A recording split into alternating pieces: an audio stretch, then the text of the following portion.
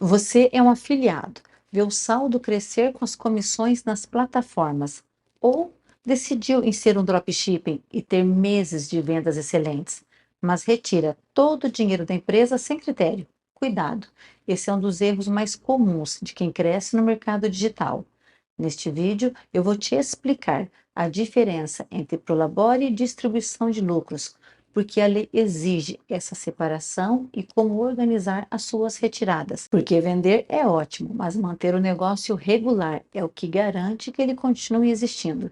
No momento do registro do seu CNPJ, nasce outra pessoa, a jurídica, e você, mesmo tendo seu CPF vinculado, é outra pessoa, a física, e você não tem nada a ver com as obrigações, prestações de contas e os riscos da empresa registrada. E todos trabalham para um retorno pessoal, profissional e, é claro, financeiro. E você não pode simplesmente retirar o dinheiro recebido pelo CNPJ e transferir para sua conta pessoal. Existe uma conformidade fiscal, regras para cumprir obrigações tributárias e legais. Sou Neuza Manfrim, contadora de empreendedores e digitais. Te ajudo a pagar o menor imposto do seu segmento de forma legal.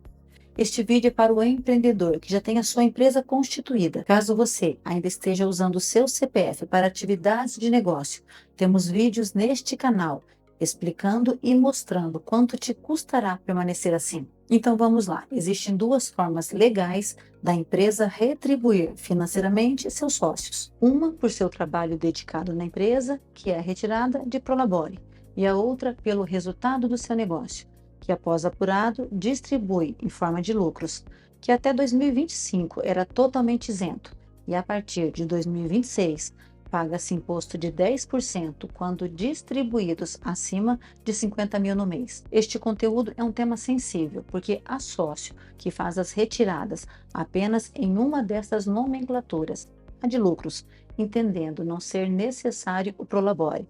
Mas existe um risco neste entendimento e é o porquê deste vídeo. Prolabore. Essa palavra vem do latim e o seu significado é pelo trabalho. É a remuneração do sócio ou seu administrador pelo trabalho desempenhado. É como se fosse o salário do dono. Só recebe prolabore o sócio que efetivamente atua na gestão ou na operação da sua empresa. Aquele sócio puramente investidor ou cotista que está na empresa unicamente pelo resultado, receberá apenas por este resultado os lucros.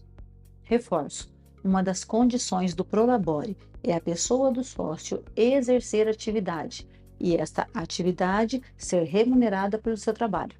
Por isso exclui o sócio que não presta serviços à sociedade. A lei não estabelece períodos, mas é comum ser mensal para suprir os compromissos pessoais, a retirada de prolabore e a previsão legal.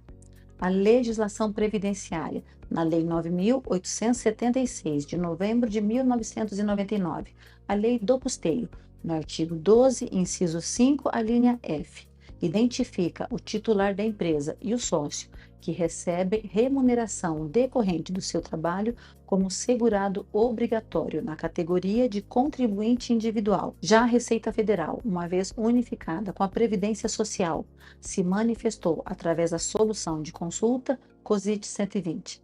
O fato gerador da contribuição previdenciária ocorre no mês em que for paga ou creditada a remuneração do contribuinte individual, sendo obrigatória a discriminação desta, que é paga pelo trabalho, daquela, que é a distribuição de lucro. Pelo menos parte dos valores pagos ao sócio que presta serviços à sociedade terá necessariamente natureza jurídica de retribuição pelo trabalho, sujeita à incidência da contribuição previdenciária no percentual de 11%. A importância do prolabore, que além da previsão em lei, é por ter a contribuição do INSS que garantirá a cobertura dos benefícios previdenciários, auxílios como acidente, doença, reclusão, aposentadorias, pensão por morte e salário maternidade da empresária. Então, a grande diferença do prolabore são os impostos, e são eles: a contribuição ao INSS, que comentamos, alíquota 11% sobre o valor do prolabore.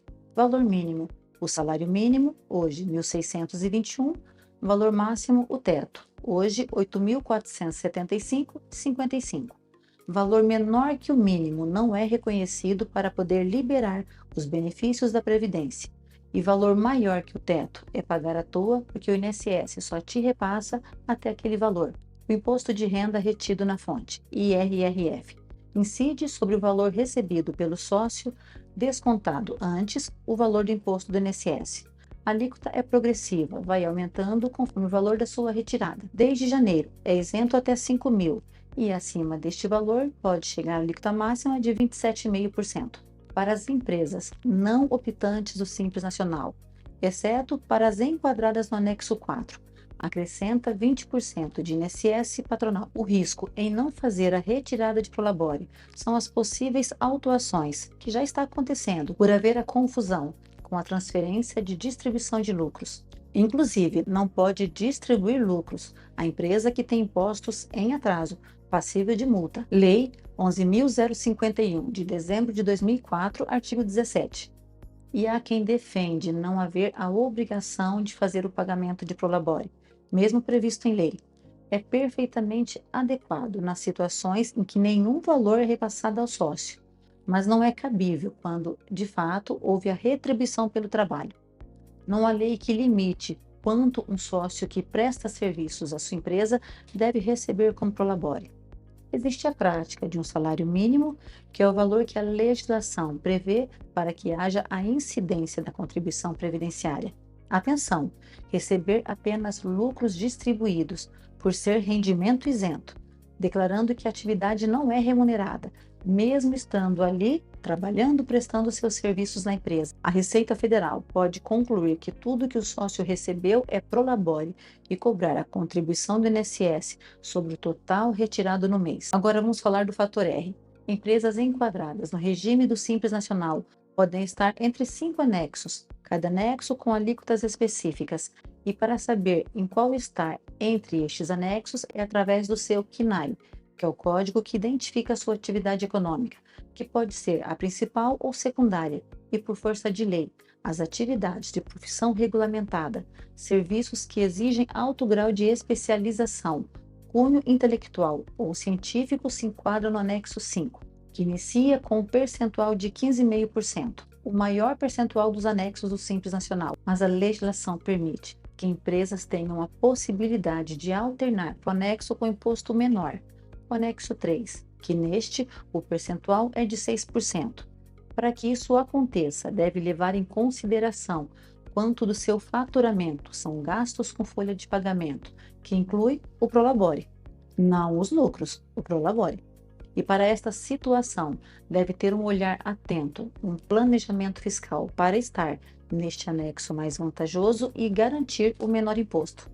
E como conclusão, há momentos em que é plausível não ter o recebimento de prolabore, no início das atividades, numa fase com dificuldade financeira, em que pausa ou diminui o valor da retirada para manter a cobertura da Previdência Social e a conformidade legal, e complementa via distribuição de lucros, se a empresa estiver regular, com os impostos. Ambas as rendas são retribuições ao sócio, uma de natureza remuneratória pelo seu trabalho e a outra relacionada ao resultado da empresa. Esta diferenciação deve ficar muito clara. Olhe o risco, não entender isso, caso não conste discriminado na contabilidade o que é remuneração do trabalho e o resultado do negócio, os lucros apurados, a contribuição previdenciária pode incidir sobre o total retirado no mês, como já comentamos. Caso queira mais informações, deixe um comentário ou entre em contato, será um prazer ajudar você. E nos apoie, se inscreva em nosso canal, deixe seu like e compartilhe, sempre tem alguém fazendo errado ou com dúvidas sobre este assunto. Um grande abraço, sucesso para os seus negócios e até o nosso próximo encontro.